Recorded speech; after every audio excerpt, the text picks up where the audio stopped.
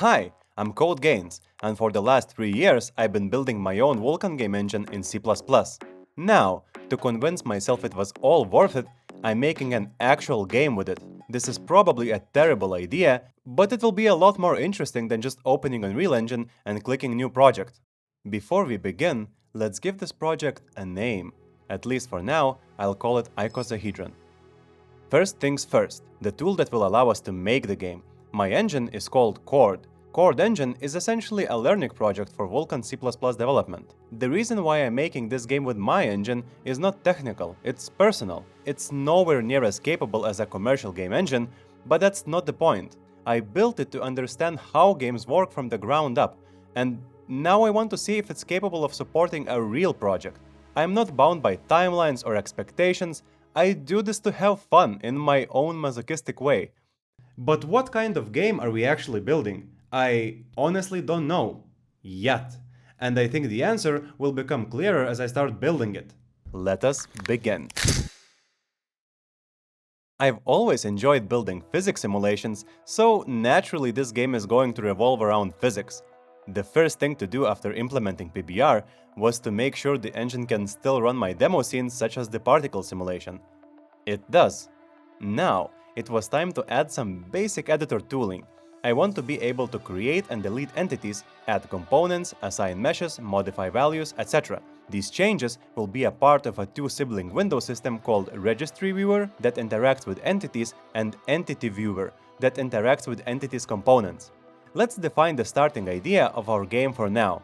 I want the main character of Icosahedron to be an icosahedron, a ball rolling across the surface of small planets, building momentum and smashing through an absurd amount of enemies.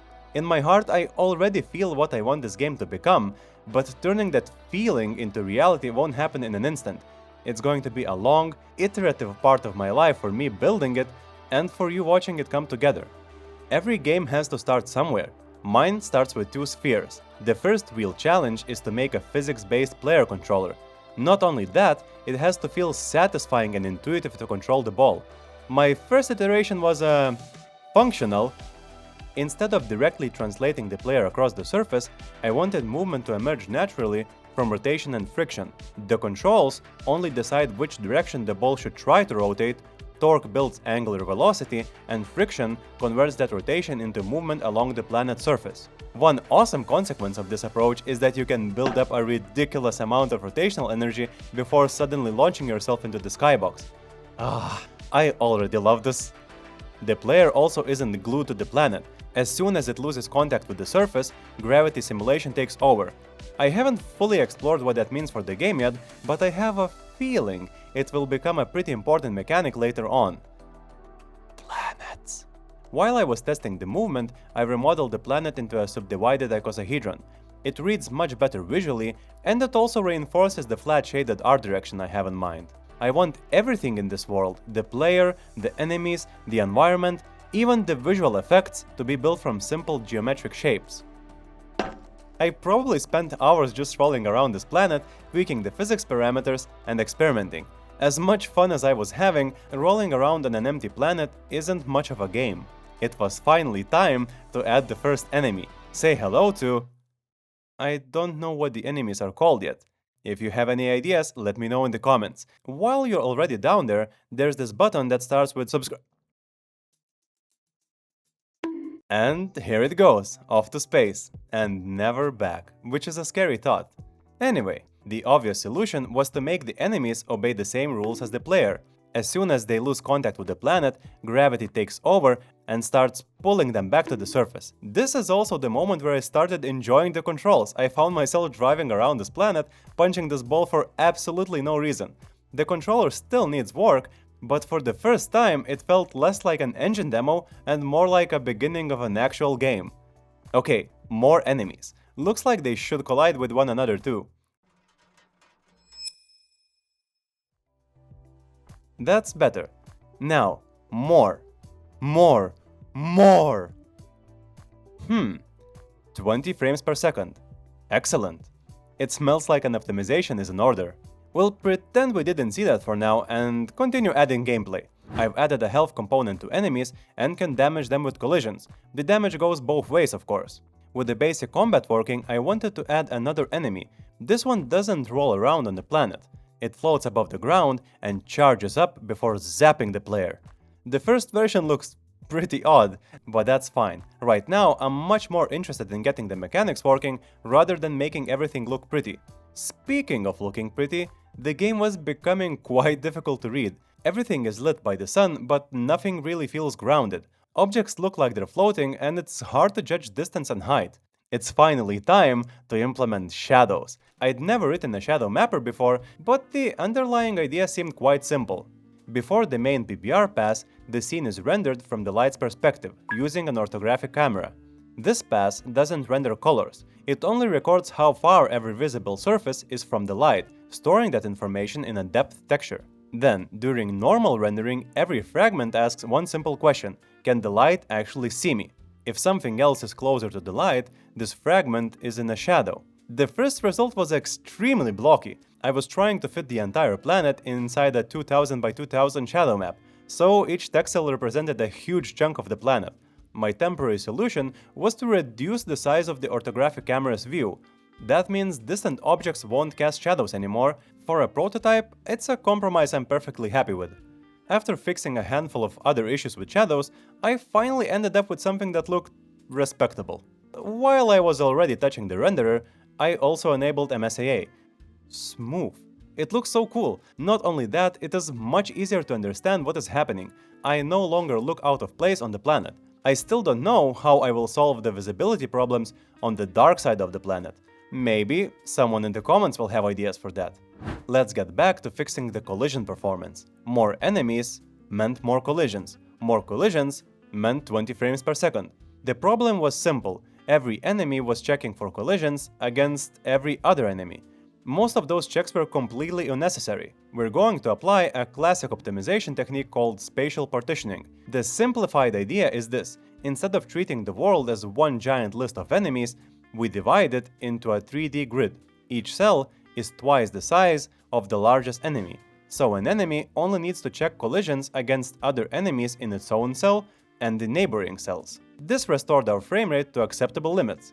For now, I've blasted the world with enemies and started wondering how to make the game more interesting, mainly by experimenting with physics parameters. Let's take mass as an example. Increasing the mass of Icosahedron makes enemies feel like biscuits. I can plow through them. This works because I implemented collisions to take mass into account, and having high mass practically makes me unstoppable in a horde of lightweight enemies. My gut tells me that instead of just creating powers like shooting, I really should think about how I can modify physics parameters such as mass to make the ball feel more powerful. In other words, I don't want upgrades that ignore physics, I want upgrades that amplify physics. This also made me start thinking about game progression as a whole. I love games like Vampire Survivors and Risk of Rain 2. One thing they both do incredibly well is create this constant feeling of escalation. As the run progresses, you collect upgrades, become increasingly powerful, and watch the game become progressively more difficult. I want the same feeling in Icosahedron, but built around the physics of the game. Instead of only giving the player new abilities, I want progression to change the physical properties of the ball itself. More mass, more torque, higher maximum angular velocity, better regeneration, etc. To experiment with this idea, enemies now drop crafting materials that I can spend on whichever upgrades I want during a run. This system is still very basic, but it gives me a way to test how different combinations of physics-based upgrades affect the game. The idea is that the player is constantly making choices, while the game pushes back by increasing the number and strength of enemies over time. Ignore the enemies for too long, and they'll eventually overwhelm you. For now, the crafting system is just a placeholder. Enemies drop scrap, and I can spend it on whichever upgrade I want, while experimenting with different combinations. This is definitely a topic that deserves a video on its own. For now, though, another problem quickly became obvious. Surrounded by dozens of enemies, I couldn't actually tell which ball was me. So I present to you Icosahedron V2, a disco ball. Now that the player could grow stronger throughout a run, it was time to create enemies that demanded a little more attention. Of course, the next addition had to be an explosive enemy. Once it gets close enough, it lights its fuse, If you fail to get out of the blast radius in time, you'll be launched into the air while taking a huge amount of damage. To show the explosion radius, I drew a few debug lines. They looked awful, and it was finally time to build a proper visual effects system. Since everything else in the game is built from simple geometry, I wanted the effects to follow the same style. Instead of relying on thousands of traditional particles, effects are simply temporary mesh entities rendered via their own transparent pipeline. Getting the renderer working was actually the easy part. By now, the engine is already running nearly 10 different rendering pipelines, so adding another one wasn't really difficult. The real problem was that I had too much fun with it. Suddenly, everything needed effects. Enemies exploding, VFX. Enemies dying, VFX. Charging attacks, VFX. Projectiles, VFX. Colliding with enemies, VFX.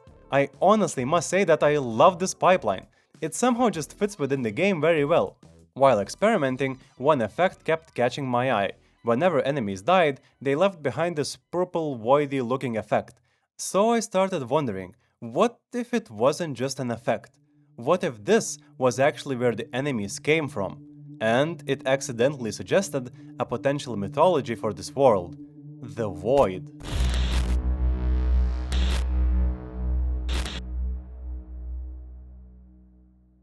For now, I want to manifest one idea into the game following this potential thematic: a Void spawner.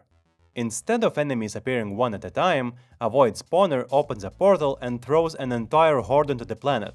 By this point, implementing the gameplay itself was a piece of cake. The visuals, however, were not. The existing effects pipeline looked clean and geometric, but a portal into another dimension shouldn't look clean. It should look corrupted, glitchy. I need to find a way to make it seem as if the world itself is falling apart from corruption. To experiment with this idea, I added corruption parameters directly to the VFX graphics pipeline. That's right, directly into the graphics pipeline. And this is where having my own engine started to make at least some sense. The game doesn't have to be built around the limitations of the engine. Instead, the engine can be built around the needs of the game. Literally. My first attempt at corruption used a texture with some noise to distort the colors, and it looked exactly like that. Some noise. I wanted the corruption to feel less like a texture applied on top of an object, and more like parts of the object were becoming unstable. After several iterations, I ended up overlapping multiple noise textures and using different thresholds to expose entire chunks of fragments. The result has a nice unpredictability to it, and I really like it. Eventually, I want to take this further. Right now, the geometry itself looks corrupted, but what I really want is for the space surrounding it to look corrupted too. This will probably require proper screen space effects, which gives me a good excuse to revisit this once I start experimenting with things like emissive lighting. I genuinely can't wait to dive deeper into graphics. I really have this urge to create something original, and the only barrier I have to overcome is my own creativity. This new Void enemy looks cool, and at this point in time, I'm at a crossroads. I feel like I have some ideas I would like to explore, but not sure what I should do. I decided it was enough for this video. When I started this project, I had an engine and 2 spheres. Now I have physics-based movement, enemies, combat, ideas for progression, visual effects, and somehow some lore ideas for the world. I still don't know what Icosahedron is going to become, and it's fine. Every problem I've solved so far has revealed another idea I didn't have before. For the first time in 3 years, I feel like I'm not just building random rendering and physics showcase systems anymore, I'm making a game. My own game.